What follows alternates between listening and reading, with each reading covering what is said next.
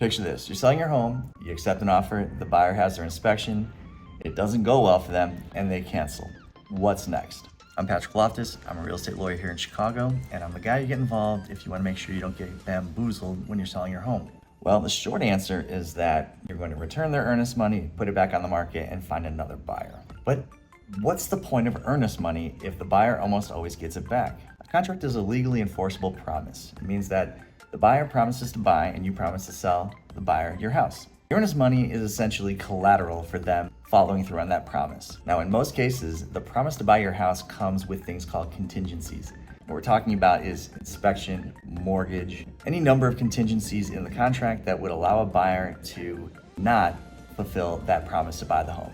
And if any of those contingencies arise, like the inspection doesn't go well, they don't qualify for their mortgage, some problem with the survey, you name it, that's not the buyer's fault. They've used a valid contingency to walk away and get their earnest money back.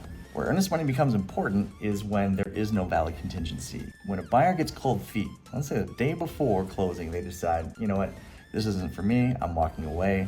You are going to be damaged as a result of the buyer doing something and breaking that promise. It's situations like that where the earnest money becomes important.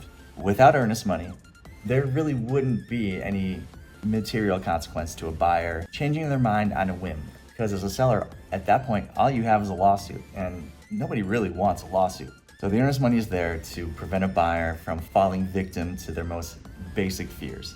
Make sure that they move forward with their promise that is legally enforceable, and there's a mechanism there for you to be made whole. Now, if you have more questions about earnest money or contingencies or any of this process when you're selling your home, shoot me a DM. Let's start a discussion and let's make sure you understand how these contracts work, and let's make this process as transparent and painless as possible for you.